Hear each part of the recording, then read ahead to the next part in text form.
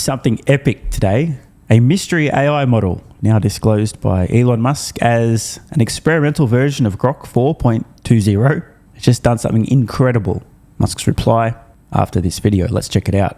Okay, so imagine this. We take $320,000 and we let a favorite of our chatbots, aka large language models, just invest it for us. And they're investing real money in real stocks that are traded on the real NASDAQ exchange. So they're buying and selling Tesla, Nvidia, Microsoft, Google, Palantir, Amazon, and others. I'll cut to the chase. There might be a company with a mystery AI model, this one right here, that might have cracked the code. This is the first time I saw anything published about this approach. This competition just ended a few hours before I recorded this. And if this is the real deal, and it kind of sounds like it is, well, then things are about to get interesting. So it looks like Grok's slice of capital turned into, let's call it, just over $13,000. Second place, ChatGPT, $8,500. Many of the models closer to 6 or 4 or even less than that. Musk clarified when asked, so the experiment included taking money, as in real money, and investing it in the stock market, and it outperformed all the other models. Musk replies, one word, yes. More info in the comments. Season 1.5 of Alpha Arena officially ended. The mystery model, aka Grok 4.20, is a winner, up 12% on average. Not only did it win, it made money in all 4 competitions. And you got to say, looking at this result, I'll just zoom in a little. This was not a close outcome.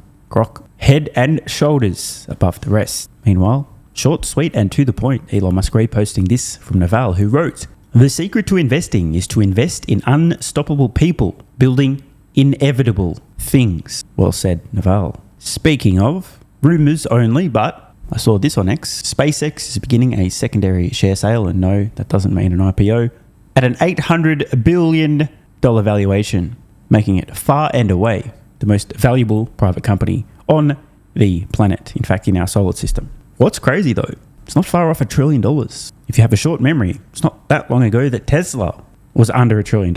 Came across this excellent post on X as well. Pretty large account. I'm sure many of you, if you're a regular viewer on X, will have seen these videos popping up. Some great content. He posts this. Going from a Rivian to my Cybertruck was like going from a Razor to an iPhone. Quick aside, I actually had a Razor back in the day. Too much of a broke motherfucker to afford an iPhone for many generations. I think my first iPhone was 4S or something like that. So I held out for a while and can confirm the iPhone was just light years ahead. That said, there are some people who, for whatever reason, maybe to virtue signal or because they've been convinced that Elon bad, would not only switch from an iPhone back to a Razor, but tell the world that's what they were doing. What's this I see on X from The Limiting Factor? Remember when Jason recommended everybody replace their Tesla with a Lucid? He vowed to never buy a Tesla again. I wonder how long that lasts, posting 2 thumbnails. The first, I remember seeing this when I was doing my regular searches for Tesla. Didn't actually watch the content, I just saw the title and went, oh my fucking god. I see a bro here suffering from soy poisoning. I don't even need to watch the video. Look at the title. Elon Musk fired my wife. Yes, I'm sure Elon Musk personally decided to fire his wife. I'm selling my Tesla. This is the straight up actual embodiment of Elon bad. Elon bad. Fired my wife, therefore I'm selling my Tesla because Elon bad. So embarrassing, dude. But wait, there's more. A new video has dropped. Owning a Lucid has been super disappointing. But hey, at least it's not a Tesla because Elon bad. Some clips are floating around. I haven't watched the full video. I'm not going to waste my time. However, I saw this as a Lucid shareholder who's actually upside down a bunch of money. Rip. This is really disappointing. Watch this quick expert. Well, let's do exactly that. Drives me crazy. But here's something funny about it. I'm going to tell it to open the glove box. Open the glove box. I can't open the glove box for you, but you can do it by pulling the handle. What's funny about that is that there is no handle. So the thing's just lying to me. To open the glove box, you have to use the button on the touchscreen. That's awkward. P.S. I'm sorry, Dave. I can't do that. Happily, I don't need to watch the original video. Rich has posted a list of issues, at least allegedly. We'll assume that what he's saying is accurate. From this video, from the guy who let everybody know a little while ago that Elon bad, therefore selling my Tesla. Let's see here. Trunk wouldn't open reliably until service adjusted it. 2 coolant pumps failed and were replaced. Broken fan button assembly replaced. Charge port door only opens if you press it abnormally hard.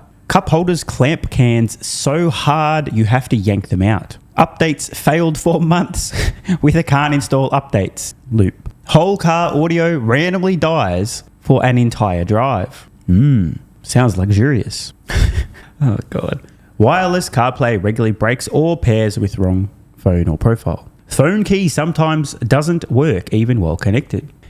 Rear heated seat turned itself on high multiple times with a dog in the back. Car sometimes stays on and unlocked. Wait, what? Other times locks you out right beside it. Jesus fuck, dude. Now I have to say, assuming this list is accurate, and this is what we actually heard in the video apparently, right? If he's actually said these are all the issues I've had, holy fucking shit. Was it worth it, Jason, to tell the world that Elon bad? Was it worth it? Plug and charge at electrify my asshole has never worked. Speed limit detection showed 85 miles an hour on a 55 mile per hour road. Built-in garage opener is painful to program and only works about 75% of the time. God damn, this list keeps going.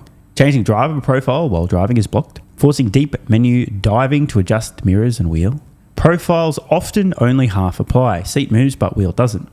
Wow. Face ID scanner is blocked by normal wheel position, so it misidentifies the driver. The nav and battery UI can show pack in percent but trip prediction only in miles. Voice assistant misroutes navigation and can't even explain how to open the glove box correctly. Well, we saw that video at least. Oversensitive cross-traffic alerts at normal red lights. Lucid app can drain a big chunk of an iPhone's battery in a day if left running for phone key reliability. Newest software still causes black screens, frozen maps, profile bugs, and random no sound events. Well then, it's a good thing that the stitching in the seats is made of woolly mammoth pubes and the wiper fluid of unicorn tears. Otherwise, this would be an abominably horrendous experience for what should be a high-end luxury premium product. Awkward. As I've said in the past, the vast majority of consumers do not give a flying fuck who the CEO is of a company that produces a product that they love, that offers exceptional value, that dominates the market. That's an absolute no-brainer. But those who do, the tiny, irrelevant minority who absolutely will tell you that they're selling a Tesla or not buying a Tesla because Elon bad, because if you don't tell people, then how will they know that you're a good person? Those who actually do make a brain-dead decision like this always get what they deserve. Want more content? Early access? Bunch of perks? Click the links in the pinned comment. AG1 has been part of my daily health protocol for almost half a decade. It's packed full of vitamins and minerals and helps me fill in nutritional gaps while supporting energy, digestion, and immune function. It also has prebiotics and probiotics to promote gut health. I take my health very seriously, and so should you. Try AG1 today by visiting drinkag1.com/SMR or click the link in the pinned comment and enjoy a free welcome kit with vitamin D3 plus K2 and AG1 travel packs. That's drinkag1.com/SMR.